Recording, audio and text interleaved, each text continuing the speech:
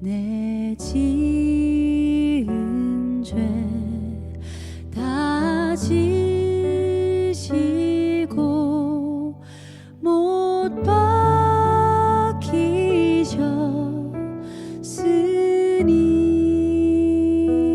박히셨으니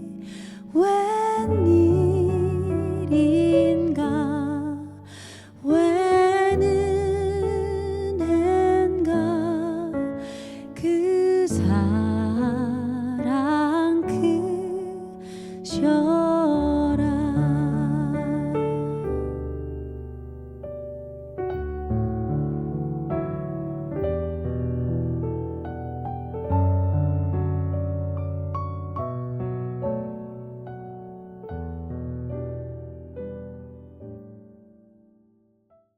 네, 우리 찬송가 88장 내 진정 사모하는 함께 찬양하도록 하겠습니다.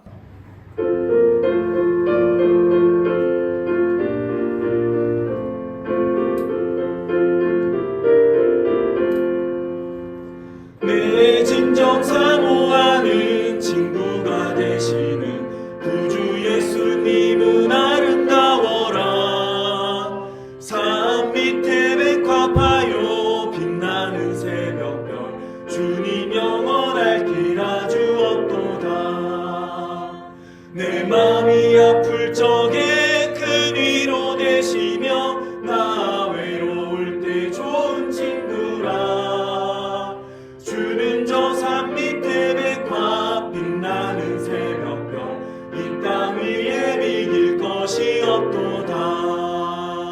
내 맘의 모든 염려 이 세상 고락도 주님 항상 같이 하여 주시고 시험을 당할 때에 악마의 계교를 즉시 물리치사 나를 지키네.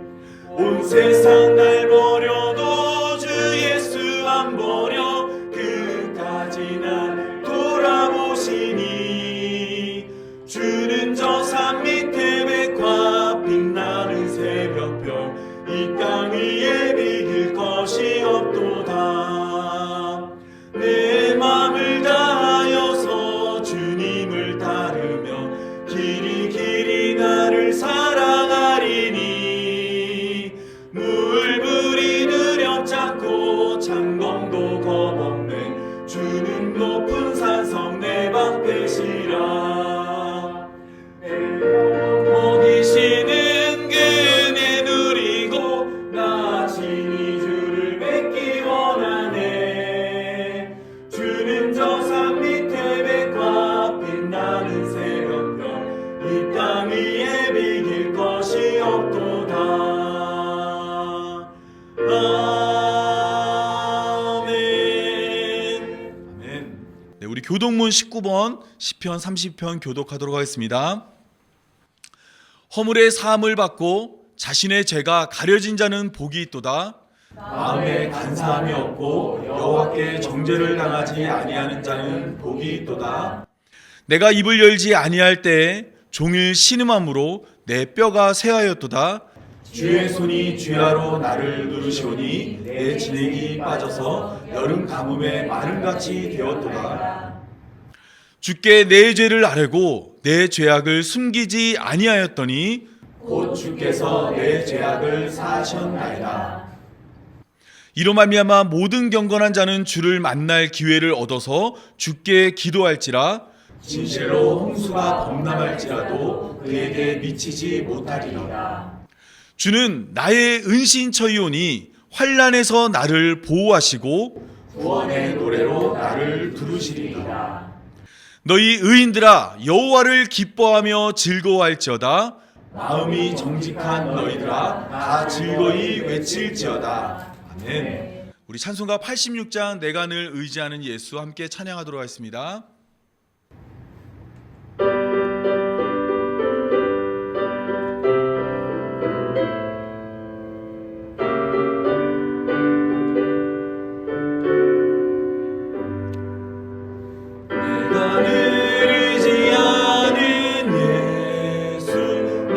상처 입으신 영은 불쌍하게 여기사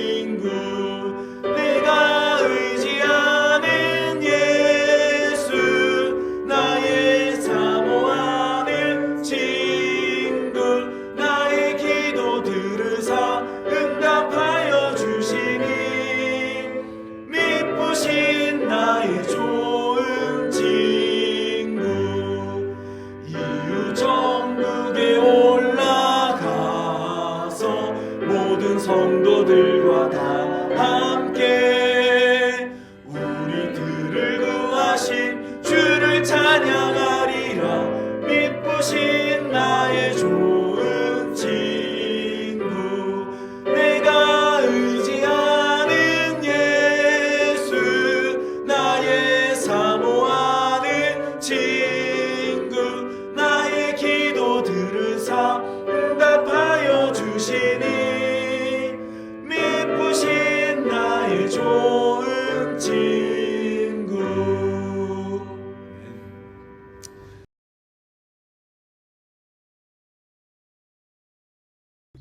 성경의 이야기는 하늘과 땅이 하나 되는 곳 에덴 동산에서 시작합니다. 하나님은 이곳에 자신의 형상인 아담과 하와를 두시고 왕 같은 제사장으로 세워 하나님을 대신해 모든 피조물을 다스리게 하시는데요. 성경은 이 계획을 하나님의 복이라고 부르죠. 그런데 아담과 하와는 속이는 자에 넘어가 동산에서 쫓겨납니다. 왕 같은 제사장의 소명도 잃고요. 그 후 인류는 폭력으로 뒤덮입니다. 그러나 하나님은 언젠가 한 후손이 나타나 속이는 자의 머리를 쳐서 이기는 동시에 자기 목숨을 바쳐 온 세상에 에덴의 복을 회복할 거라고 약속하시는데요. 이 약속은 아브라함으로 이어져 그의 후손에서 이 왕 같은 제사장이 나올 것입니다. 이 가족은 자라서 큰 민족이 됩니다. 하나님은 아브라함의 후손을 제사장 나라로 부르시고 그들 가운데 성막에 거하세요. 그리고 여기서 제사장들이 일하게 하시죠. 하지만 처음부터 문제가 많았죠. 네, 이스라엘이 나라를 이루었을 때 제사장들은 이미 심하게 부패해 있었어요. 그래서 백성들이 왕을 요구하죠. 결국 하나님은 다윗을 세우십니다. 다윗 왕은 하나님을 온전히 신뢰했고 그분의 도우심으로 가장 강력한 적을 물리쳤어요. 변변한 무기나 군대도 없이요. 또 다윗 왕은 이스라엘 지파들 가운데 있는 높은 언덕에 수도를 세우는데요. 바로 예루살렘, 시온 또는 다윗성이라고도 부르는 마치 새 에덴 같은 곳이었죠. 이 언덕은 아브라함이 멜기세덱을 만난 곳이죠. 또 하나님이 아브라함의 죄를 대신할 제물을 주신 곳이고요. 맞아요. 다윗은 성막을 이 성으로 가지고 올라와 왕이신 하나님이 거하시는 장소로 만드는데요. 그때 다윗은 기뻐서 뛰놀며 춤을 춥니다. 게다가 옷도 이스라엘의 대제사장처럼 갖춰 입고요. 성막에 도착하자 다윗은 하나님께 제사를 드리고 온 백성을 위해 큰 잔치를 베풀며 축복해요. 마치 새로운 종류의 제사장 같아요. 네, 하나님이 허락하셨거든요. 다음 이야기에서 하나님은 다윗의 자손으로 오실 왕이 영원한 통치자가 되어 궁극의 새 에덴, 하나님이 거하실 성전을 세울 거라고 약속하시죠. 다윗이 그 오실 왕을 노래한 게 바로 시편 110편이죠. 네, 다윗은 그의 자손이 하나님 우편에서 다스릴 거라는 하나님의 약속을 회상하면서 이 미래의 왕이 제사장이 될 거라고 말해요. 멜기세덱처럼요. 멜기세덱은 아브라함조차 예를 갖췄던 이스라엘의 제사장이 있기도 훨씬 전에 존재한 제사장 왕이죠. 맞아요. 그런데 왜 다윗이 그 왕 같은 제사장이 되지 못한 걸까요? 그 훌륭한 다윗도 허물이 있는 사람이었어요. 자기 부하의 아내를 범했고 그 죄를 숨기기 위해 부하를 죽게까지 했거든요. 너무하네요. 그렇죠. 그 후에도 다윗의 죄는 계속됐어요. 적이 이스라엘을 공격해오는 중대한 순간, 안타깝게도 더 이상 하나님의 구원하심을 의지하지 않죠. 맞아요. 자기 군대를 계수하잖아요. 하나님을 신뢰하지 않고 자기 힘을 의지한 거죠. 이에 진노하신 하나님이 이스라엘에 혹독한 재앙을 내리시자 다윗은 하나님 앞에 무릎 꿇습니다. 그리고 백성을 대신해 자기 목숨을 제물로 바치겠다고 합니다. 모세가 백성의 죄를 위해 자기를 바치려 했던 것처럼요. 또 이삭이 아브라함의 죄를 위해 제물이 된 것처럼요. 그 후 하나님이 대속물을 주시지만요. 아하, 반복되는 패턴이 있군요. 맞아요. 이 패턴은 예수님의 이야기로 이어지죠. 예수님은 하나님이 약속하신 왕 같은 제사장이 바로 자신이라고 선포하셨어요. 에덴의 복을 회복하고 인류의 잃어버린 소명을 되찾고 하나님의 약속을 성취할 분, 아브라함과 다윗에게 주신 약속 말이죠.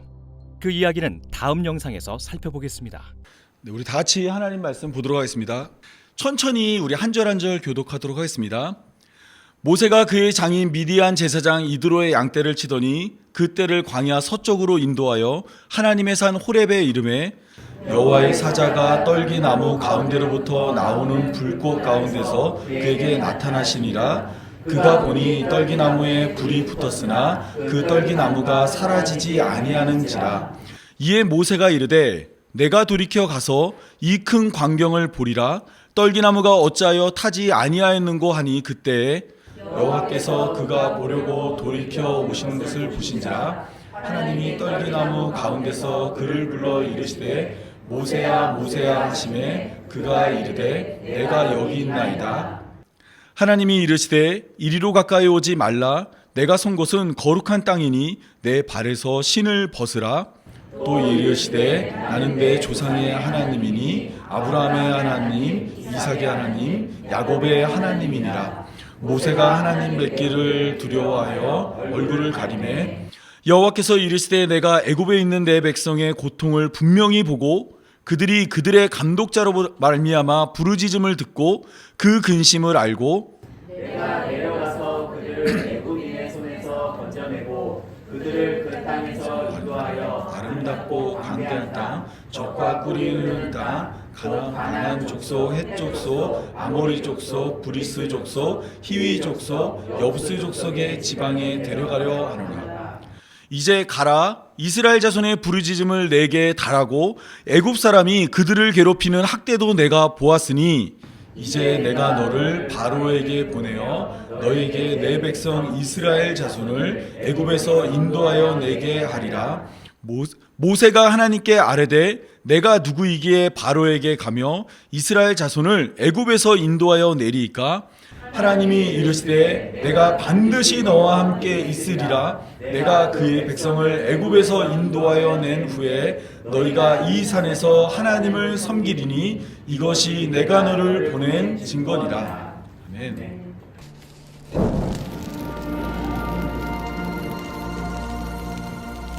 There, the angel of the Lord appeared to him in flames of fire from within a bush. Moses saw that though the bush was on fire, it did not burn up.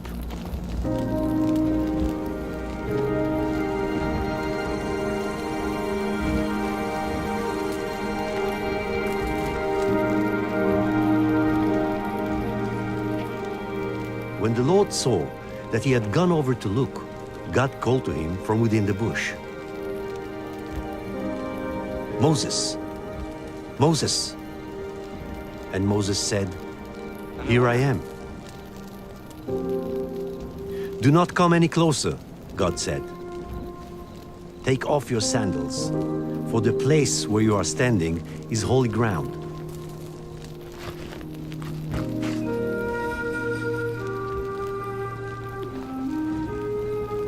Then he said, I am the God of your father, the God of Abraham, the God of Isaac, and the God of Jacob. At this, Moses hid his face because he was afraid to look at God. The Lord said, I have indeed seen the misery of my people in Egypt. I have heard them crying out because of their slave drivers, and I am concerned about their suffering. So now go. I am sending you to Pharaoh to bring my people, the Israelites, out of Egypt. But Moses said to God, Who am I that I should go to Pharaoh and bring the Israelites out of Egypt? 네, 이스라엘 백성들이 생각하는 가장 뛰어난 지도자 중에 한 명이 모세입니다. 이스라엘 백성들은 모세를 가장 뛰어난 지도자 중 한 명으로 생각하고 있습니다. 지금도 마찬가지로 이스라엘 백성들은 모세와 같은 선지자가 나타나서 이스라엘을 세계에서 가장 강한 나라로 만들어줄 것을 기대하고 있습니다. 그런데 모세가 살던 시대에는 모세는 이러한 지휘자의 권위를 가지지 못했습니다. 모세는 항상 그의 지도력에 대해서 사람들에게 의심을 받았고 사람들은 모세의 지도력에 도전해 왔습니다. 그 첫 번째 이야기가 출애굽기 2장 14절에 나옵니다.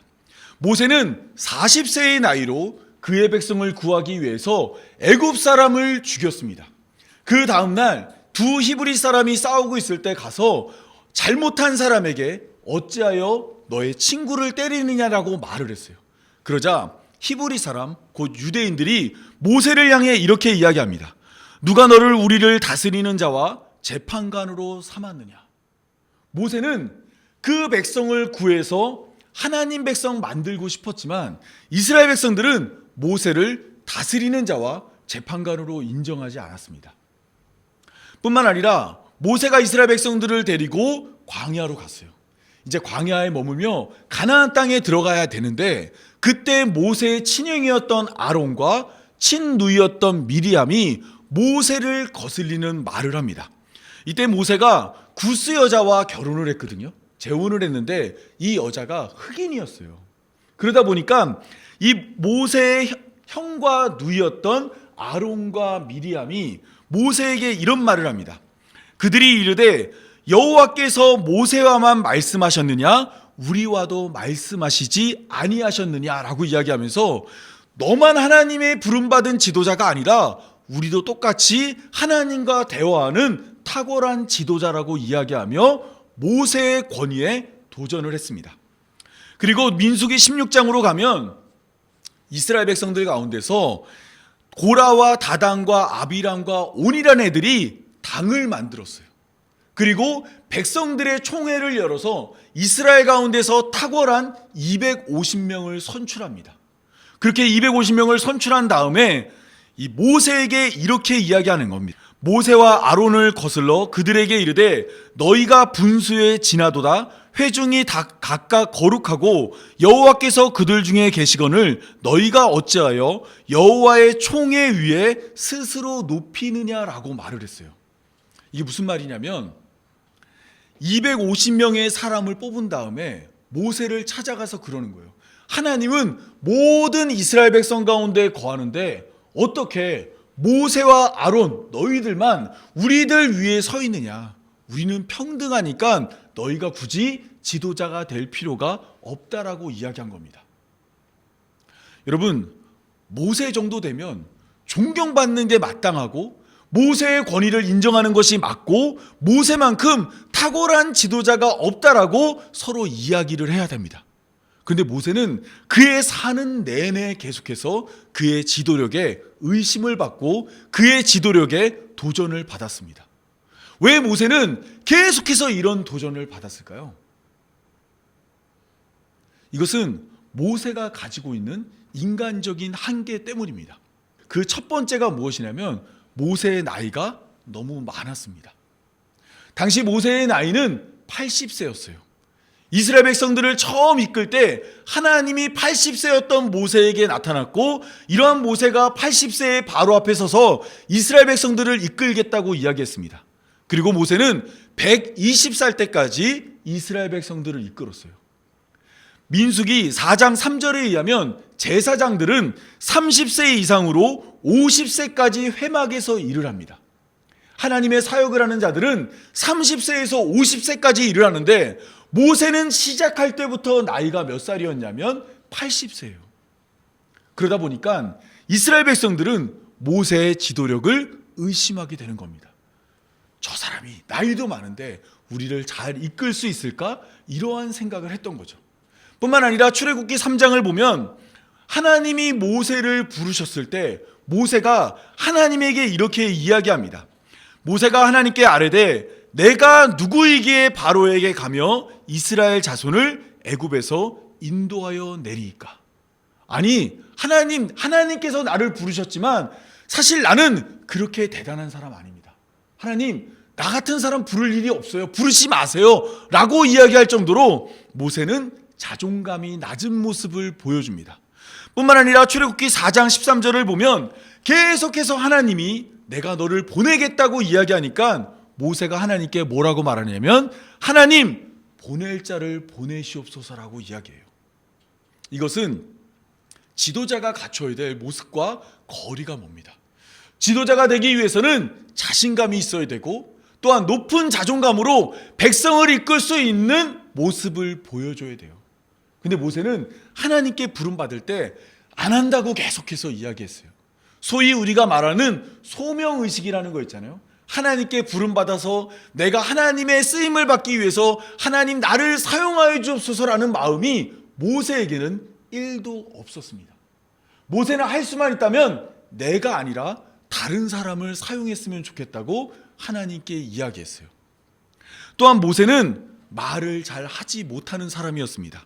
출애굽기 4장 10절을 보면 모세가 여호와께 아뢰되 오 주여 나는 말을 잘하지 못하는 자니이다. 주께서 주의 종에게 명령하신 후에도 역시 그러하니 나는 입이 뻣뻣하고 혀가 둔한 자니라 라고 이야기합니다. 지도자가 되기 위해서 모세는 백성들 앞에서 연설을 해야 됩니다.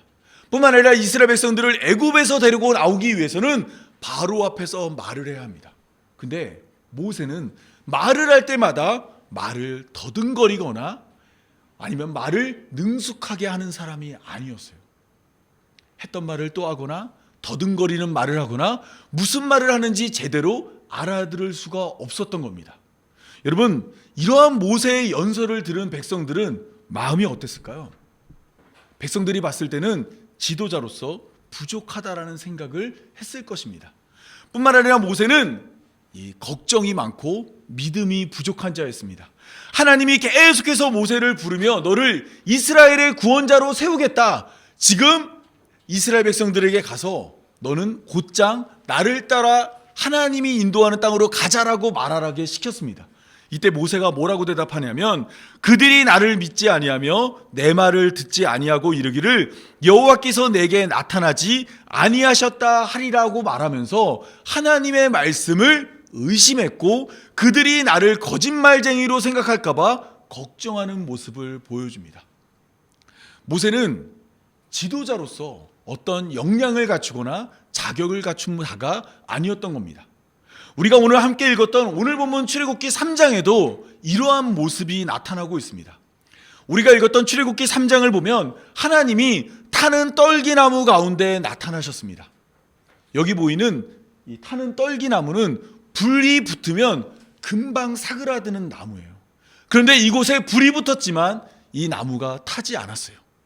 이때 이 가운데 하나님이 나타나셨습니다. 제가 2절 읽도록 하겠습니다.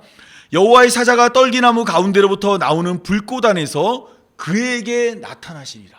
여기서 말하는 그는 누구죠? 모세죠. 모세 앞에 하나님이 나타났어요. 그러면 모세는 누구를 보고 떨기나무에게 가야 돼요?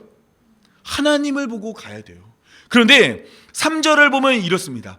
이에 모세가 이르되 내가 돌이켜 가서 이 큰 광경을 보리라 하고 떨기나무만 보려고 그 떨기나무에게 가는 거예요.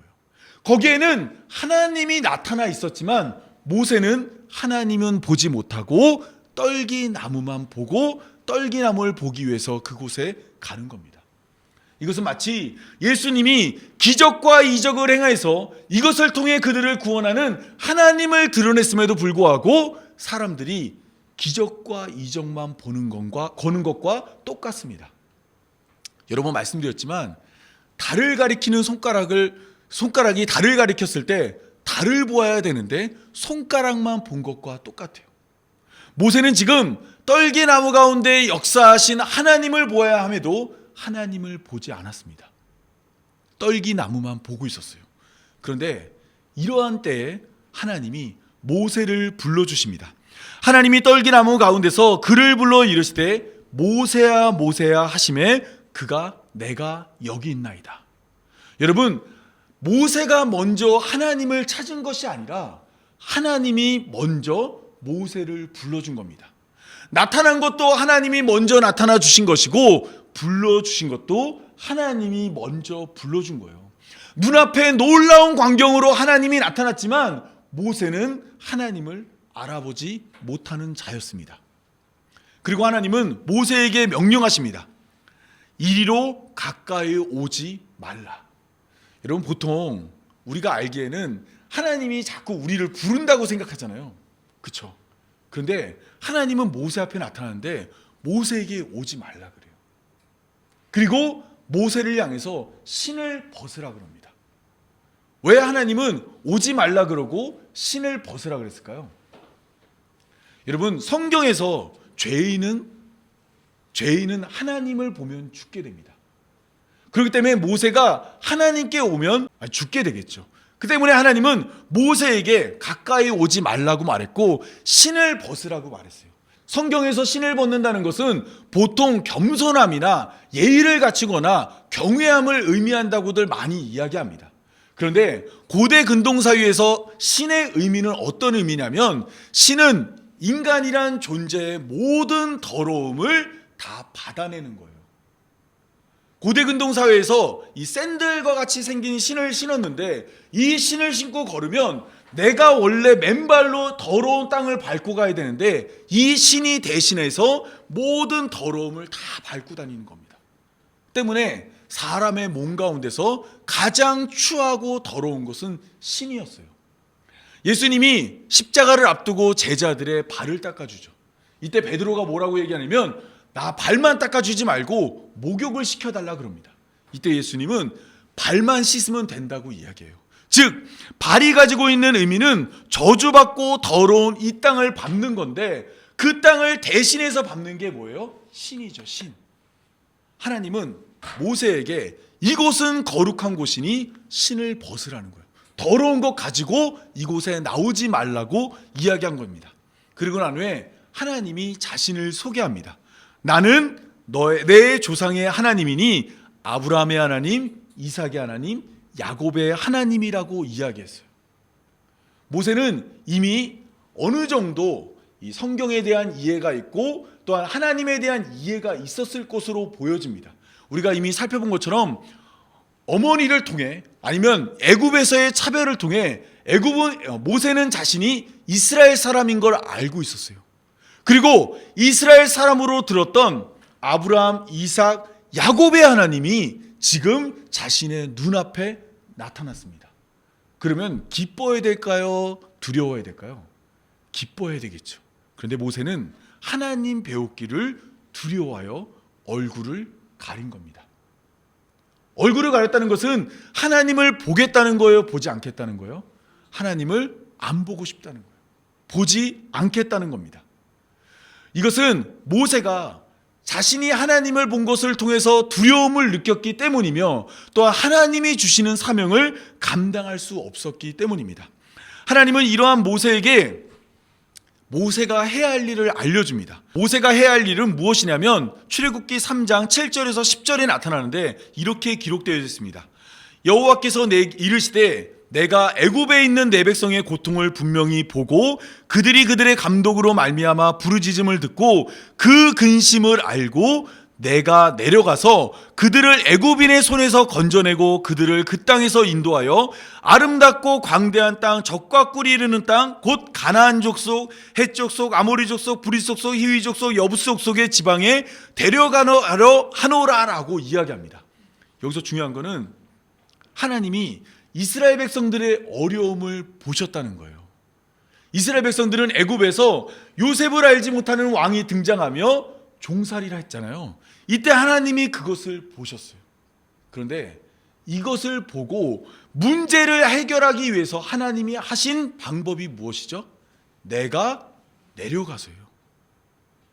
인간이란 존재가 신할 평지에다가 바벨탑을 쌓았죠.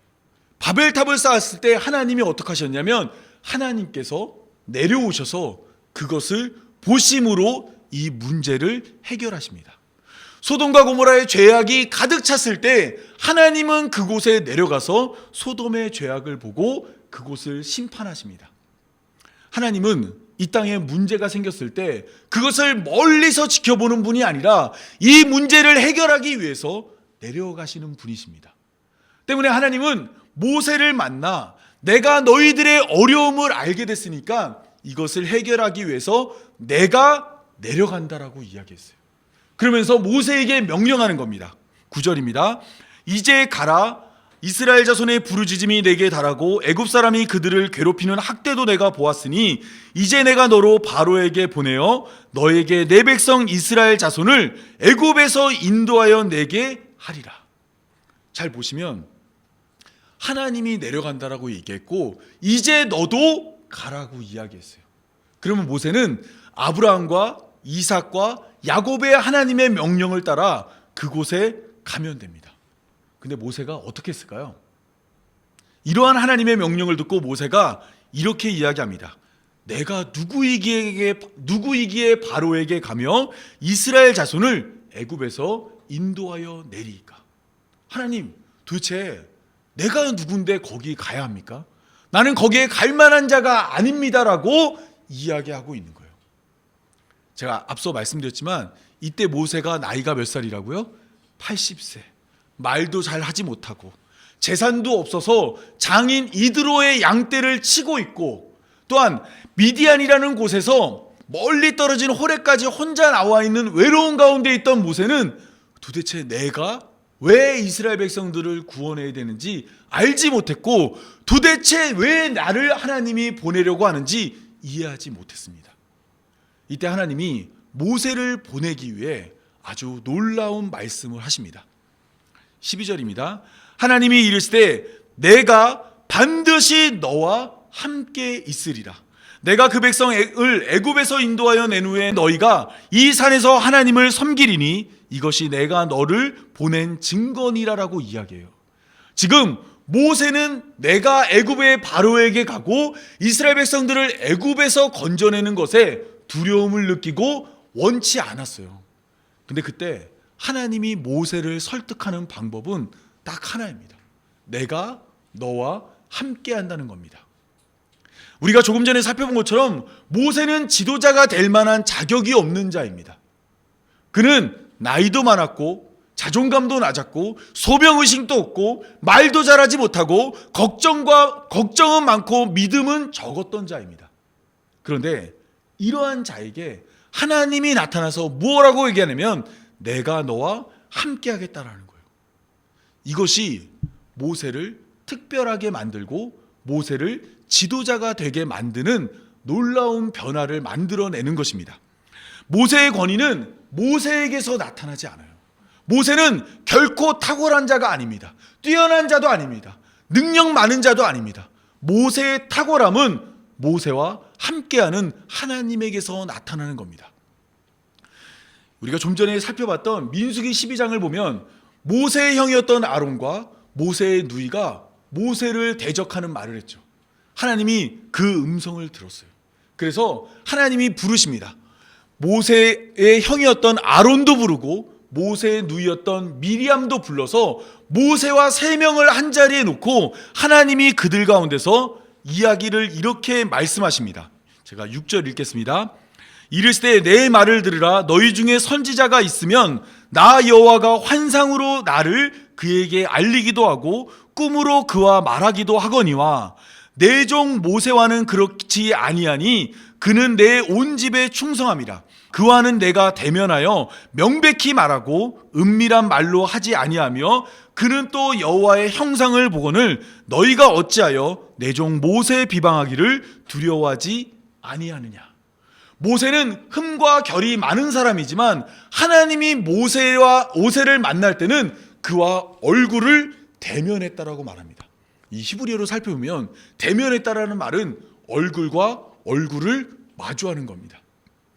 하나님과 얼굴을 마주해서 다른 사람들은 환상이나 꿈을 통해 하나님의 뜻을 듣지만 모세는 명백하고 분명한 말로 하나님의 뜻을 들었던 겁니다. 이것이 바로 모세를 특별하게 만드는 거예요. 때문에 모세 오경의 마지막인 신명기 34장 10절을 보면 이렇게 모세 오경, 율법이 마무리됩니다. 모세가 죽은 후입니다. 모세가 죽은 후에 이런 말을 합니다. 그 후에는 이스라엘에 모세와 같은 선지자가 일어나지 못하나니 모세는 여호와께서 대면하여 아시던 자요 라고 말해요. 이 세상에 모세처럼 얼굴을 대면하여서 만나는 사람이 없다라고 이야기하고 모세가 가장 확실하게 하나님의 뜻을 들었다고 말하고 있는 겁니다. 이후로는 모세와 같은 선지자가 이 땅에 없었다고 이야기해요. 그러면 모세보다 뛰어난 선지자가 있는 거예요, 없는 거예요? 없죠. 모세가 최고의 권위를 가지고 최고의 지도자가 되고 하나님과 가장 친밀한 관계임을 성경이 말하고 있는 겁니다. 모세는 대단한 사람이 맞죠. 네. 그런데 모세 이후에도 하나님을 본 자가 나타났습니다. 이 땅에 하나님으로 예수님이 나타났기 때문입니다. 우리 한번 다 같이 읽겠습니다. 요한복음 1장 18절입니다. 다 같이 읽겠습니다. 본래 하나님을 본 사람이 없으되 아버지 품속에 있는 독생하신 하나님이 나타나셨느니라. 지금 이 땅에 있는 모든 사람은 모세 이후에 아무도 하나님을 보지 못했습니다. 하나님과 대면하면 죽거든요. 그런데 하나님을 본 사람이 없는데 아버지 품속에 있는 독생하신 혼자 사신 예수님이 이 땅에 내려오신 것입니다. 그리고 예수님은 자신을 믿는 자들에게 이렇게 이야기합니다. 요한복음 12장 44절에서 45절입니다. 제가 읽겠습니다. 예수께서 외쳐 이르시되 나를 믿는 자는 나를 믿는 것이 아니요 나를 보내신 이를 믿는 것이며 나를 보는 자는 나를 보내신 이를 보는 것이라고 이야기해요. 예수님을 본 자가 하나님을 본 자라고 이야기하고 있는 것입니다. 그러니까 예수님이 하나님의 형상으로 나타났고 예수님을 보면 하나님을 본 거예요. 그러면 어떻게 우리는 하나님을 볼 수 있을까요? 우리는 지금 예수님을 볼 수가 없잖아요. 예수님은 돌아가셨잖아요. 그럼 어떻게 우리는 예수님을 통해서 하나님을 볼 수 있을까요? 예수님의 제자 중에 하나였던 빌립이 예수님에게 주여 아버지를 우리에게 보여주옵소서라고 요구했습니다. 하나님을 우리한테 보여달라고 말한 거예요. 이때 예수님은 빌립에게 이렇게 이야기합니다. 내가 이렇게 오래 너희와 함께 있으되 내가 나를 알지 못하느냐? 나를 본 자는 아버지를 보았거늘 어찌하여 아버지를 보이라 하느냐? 내가 아버지 안에 거하고 아버지는 내 안에 계신 것을 내가 믿지 아니하냐? 내가 너희에게 이르는 말은 스스로 하는 것이 아니라 아버지께서 내 안에 계셔서 그의 일을 하시는 것이라. 그러면서 어떻게 하나님을 볼 수 있는지를 알려주는 거예요. 아버지를 보여달라고 요구했잖아요. 이때 빌립에게 해야 할 일을 알려줍니다. 내가 아버지 안에 거하고 아버지께서 내 안에 계심을 믿으라. 그렇지 못하겠거든 행하는 그 일로 말미암아 나를 믿으라. 예수님을 믿음으로 말미암아 하나님을 볼 수 있다고 말하는 겁니다. 히브리서 11장에 의하면 믿음은 뭐예요? 믿음은 보지 못한 것을 증거하는 거죠. 믿음이라는 것은 내가 비록 그것을 보지 못했지만 그것을 본 것으로 증거하게 만드는 겁니다. 따라서 우리가 예수님을 믿는다는 것은 예수님을 본다는 것이고 예수님을 본 자는 하나님을 보게 되는 거예요. 그렇다면 하나님을 본다는 것이 어떤 의미가 있을까요? 우리가 굳이 하나님을 봐야 할까요? 여러분, 하나님을 본다는 것은 하나님의 뜻을 아는 것입니다. 하나님의 뜻은 성경을 통해 정해졌고 자연과 역사를 통해 정해졌고 기적과 이적을 통해서도 전해졌어요. 그런데 이런 것들은 우리가 온전히 하나님을 깨닫기에는 흐릿할 수 있습니다. 자연과 역사를 통해서 더듬어 하나님을 발견할 수밖에 없어요. 뚜렷하고 확실하게 하나님의 뜻을 알 수 있는 방법은 예수님을 통해 하나님이 우리에게 무엇을 요구하고 우리를 어떻게 대하는지 아는 것입니다. 따라서 예수님을 믿는 자들은 예수님 안에 있는 하나님을 보고 하나님이 어떠한 자인지 알게 됩니다. 이것을 바울이 이렇게 이야기하고 있습니다. 바울은 자신이 속한 교회가 부름받은 내용을 말하고 있어요. 교회가 어떻게 하나님의 백성이 됐는지를 말하는데 그때 이렇게 이야기합니다. 고린도전서 1장 26절에서 29절입니다. 형제들아 너희를 부르심을 보라. 너희가 교회된 걸 보라는 거예요. 육체를 따라 지혜로운 자가 많지 아니하며 능한 자가 많지 아니하며 문벌 좋은 자가 많지 아니하도다. 그러나 하나님께서 세상에 미련한 것들을 택하사 지혜 있는 자들을 부끄럽게 하려 하시고 세상에 약한 것들을 택하사 강한 것들을 부끄럽게 하려 하시며 하나님께서 세상에 천한 것들과 멸시받는 것들과 없는 것들을 택하사 있는 것들을 패하려 하시나니 이는 아무 육체도 하나님 앞에서 자랑하지 못하게 하려 하심이라. 하나님은 교회로 부름받은 성도를 세상이 말하는 기준으로 판단하지 않았습니다. 오히려 정반대로 세상에서 말하는 가치 있다고 말하는 것들의 정반대의 것들로 자기 백성을 삼았습니다. 가난하고 많이 배우지 못하고 문벌 좋지 못하고 천하고 멸시받는 자들을 교회로 부르신 거예요. 그리고 그렇게 모인 자들이 교회라고 바울이 이야기하고 있는 것입니다. 바울은 우리들의 부름을 보래요. 여기 모여 있는 것은 우리가 잘나서 지혜로워서 능력이 많아서 이곳에 모인 것이 아니라고 말하는 겁니다. 오히려 하나님께서 지혜 있는 자들을 부끄럽게 하려고 오늘 지혜 없는 우리들을 불러서 하나님 백성 삼아주었다 말하고 있습니다. 바울은 또한 디모데후서 1장 9절에서 이렇게 얘기합니다. 하나님이 우리를 구원하사 거룩하신 소명으로 부르심은 우리의 행위대로 하심이 아니요 오직 자기 뜻과 영원 전부터 그리스도 예수 안에서 우리에게 주신 은혜대로 하신 것이라 라고 말합니다. 저는 어느 한 20대 초반까지는 제가 예수님 믿은 것은 우리 어머니의 기도, 내가 어렸을 때 새벽 예배 열심히 나간 거, 내가 그래도 다른 사람보다 잘 훈련된 삶, 욕도 안 하고 기독교인처럼 계속해서 이 울타리 안에 살았던 나의 삶이 하나님 백성 삼은 줄 알았습니다. 근데 성경을 보다 보니까 하나님은 나의 행위로 판단하지 않으셨던 거예요. 아니, 행위로 판단했다면 저는 하나님 백성 될 자격이 없었더라고요. 겉으로는 하나님 믿는 척을 하고 있었지만 속에는 온갖 죄악들로 가득 찼거든요. 거짓말도 잘하고 남도 잘 미워하고 속이기도 잘하고 더 많은 것을 가지고 싶었거든요. 제가 젊었을 때 어떤 목사가 되고 싶었냐면 누가 물어보면 그래요. 영향력 있는 목사가 되고 싶습니다. 이 말 속 뜻이 뭐냐면 큰 교회 목사가 돼서 호의호식하고 싶은 마음이 있었던 거예요. 그것을 좋게 포장해서 하나님도 잘 섬기며 또한 세상에서의 영광도 두 가지를 다 누리고 싶은 마음이 있었습니다. 그런데 하나님이 그러한 것들로 저를 판단했으면 저는 하나님의 백성이 되지 못했을 것입니다. 하나님이 우리를 선택한 것은 오직 자기 뜻과 영원 전부터 그리스도 예수 안에서 우리에게 주신 은혜대로 선택했다라고 말하는 겁니다. 우리의 어떠함과 상관없이 하나님께서 하나님의 뜻과 은혜로 우리를 불러주었다 말한 것입니다. 때문에 바울은 에베소서 2장 8절에서 9절을 통해 이렇게 얘기합니다. 너희는 그 은혜에 의하여 믿음으로 말미암아 구원을 얻었나니 이것은 너희에게서 난 것이 아니요 하나님의 선물이라. 행위에서 난 것이 아니니 이는 누구든지 자랑하지 못하게 함이라. 만약에 구원이 행위에서 난 것이면 여러분 우리는 매일매일 구원을 불안해하며 살아야 합니다. 내가 분명히 죄를 회개했는데 집에 돌아가는 길에 누가 끼어들기를 갑자기 했어요. 마음속에 빵 한 다음에 나오는 말이 뭐죠? 아우 하면서 막 저주의 말과 마음 속상한 마음을 하면서 분노를 표출합니다.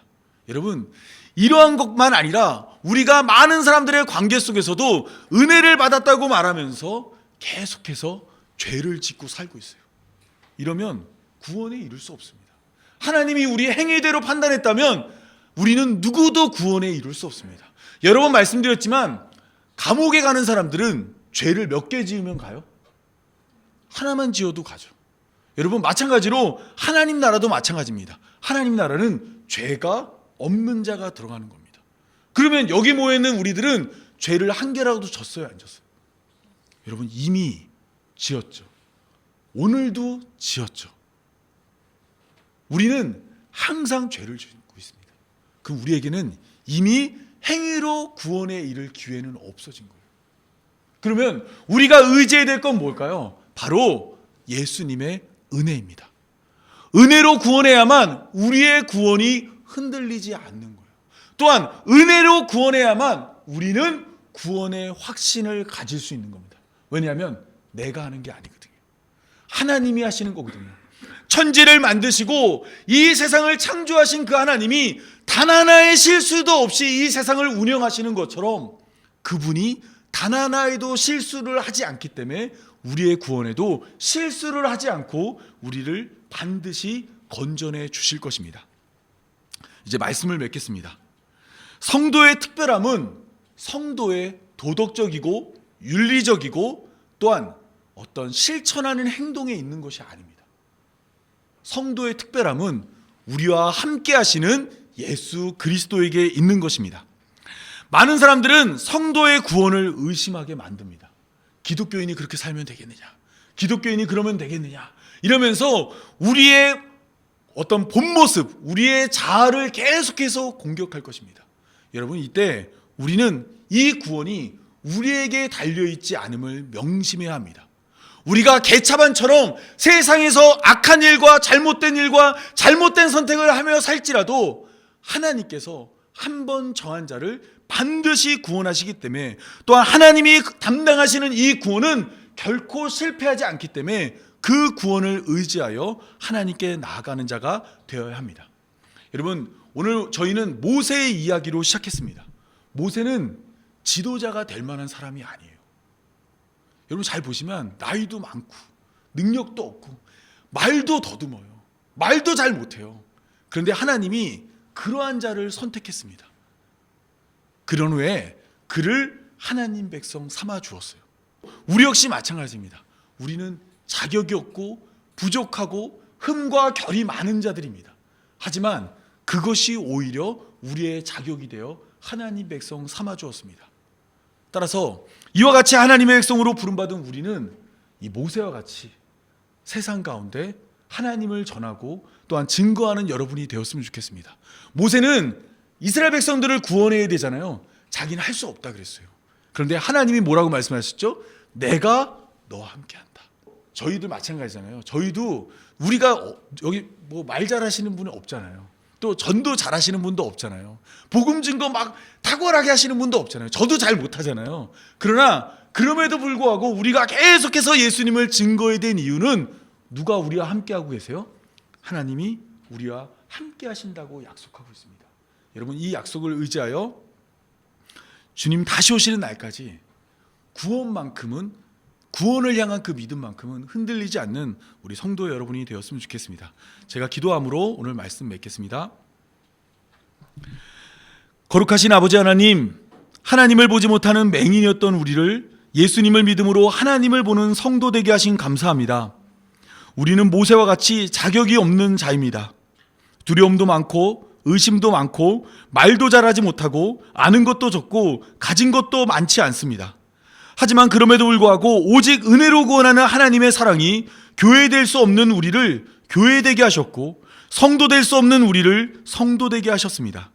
이러한 은혜를 따라 다시 오실 예수님을 믿음으로 기다리오니 속히 임하셔서 하나님의 구원을 완성하여 주옵소서. 하나님의 품에 안겨 하나님과 함께 살아가며 하나님을 누리는 하나님 나라가 속히 임하게 하여 주옵소서. 이 모든 말씀 우리 구주 예수님의 이름으로 기도합니다. 아멘. 우리 내용원이 은총이와 함께 찬양하도록 하겠습니다.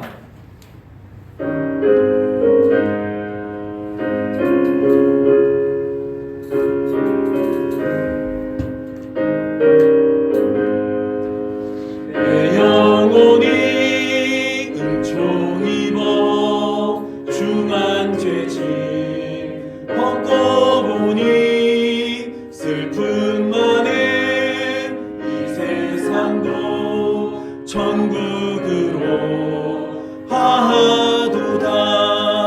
할렐루야 찬양하세. 내 모든 죄 사함받고 주 예수와 동행하니 그 어디나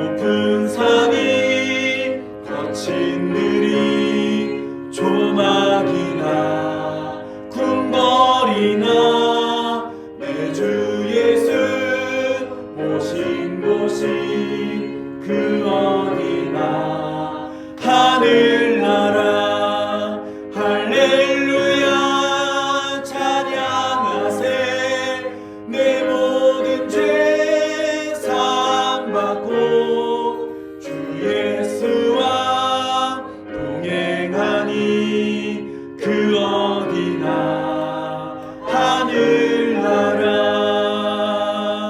아멘. 제가 축도함으로 오늘 예배 마치겠습니다. 이제는 우리 주 예수 그리스도의 은혜와 아버지 하나님의 사랑과 성령의 인도하심이 믿음으로 다시 오실 예수님을 기다리는 모든 성도들과 영원토록 함께하길 간절히 축원하옵나이다. 아멘.